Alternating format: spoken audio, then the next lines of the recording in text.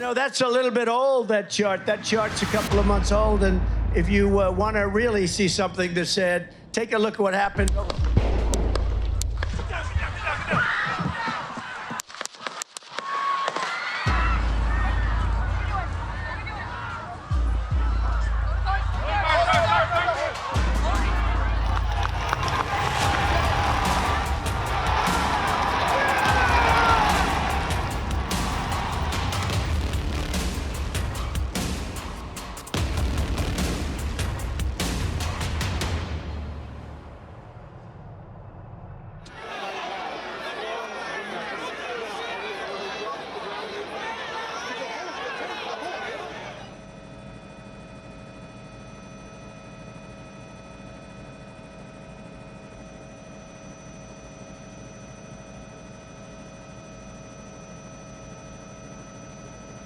Trump's making sure that not even a bullet can stop one of his most eagerly anticipated events in the race to the White House. The Republican National Convention, which has been months in the making, kicks off. It runs Monday to Thursday in Milwaukee. An estimated 50,000 people are attending. Trump, of course, will be there, refusing to let the assassination attempt over the weekend stop him. So the show must go on, and it will. On Monday, delegates from around the U.S. will take part in a roll call vote, after which Trump will no longer be de facto nominee, but the Republican Party's official presidential pick. The vote is really a formality because Trump has already secured huge support during the state-by-state Republican nominating process earlier this year. Now, like most conventions, expect a whole lot of pageantry, speeches, people wearing all sorts of funny hats, and in this case, shouting out MAGA slogans. So that really is the predictable. Now for what we don't know. Given Trump's brush with near death, the convention is now likely to be an indicator on how the Republican Party and Trump himself will shape the political mood over the coming weeks and months. Are we going to see an increased amount of rhetoric which has divided the country? Will the assassination attempt be used to appeal to the MAGA base that they are now seriously under attack? Or will this be a moment to reset and lower the political temperature across the country? Those are some of the key questions.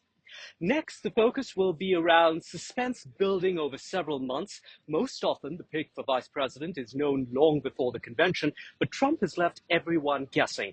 Trump is expected to finally announce his running mate on the first day of the convention.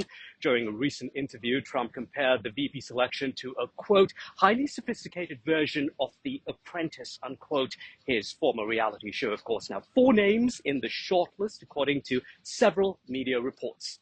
First up, Doug Berman. He's the governor of North Dakota. Second, J.D. Vance, senator from Ohio.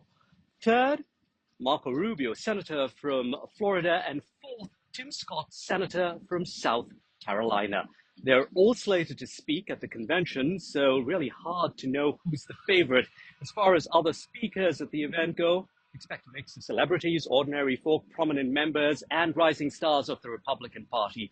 Former Republican presidential hopeful Vivek Ramaswamy is on the list. So is Nikki Haley, who until recently was not going to be on stage, but that's now changed according to latest reports. Speaker of the House Mike Johnson will also grab some of the limelight. Celebrities include rapper and influencer Amber Rose and TV personality Tucker Carlson. Trump's wife, Melania, is not amongst the speakers, nor is his daughter Ivanka. Now, the former president's 2 older sons, though, are slated to speak. Lara Trump, co-chair of the Republican National Committee, will be speaking. The highlight, of course, the last day of the convention, Trump's acceptance speech as Republican presidential nominee. For CNN News 18, I'm Allister D'Souza, reporting from Washington, D.C. Wanting to spread the message of love and love of the country and no violence. We don't care violence. Those who sow division, we ask, Lord, that you would bring confusion and chaos. We thank you, God, that because of your mercy, in America, the righteous will prosper.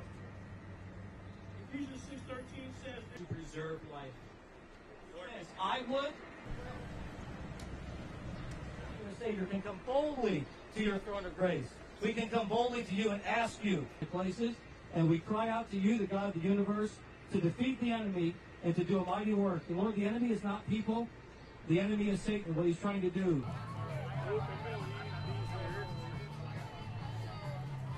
Thank you all very much.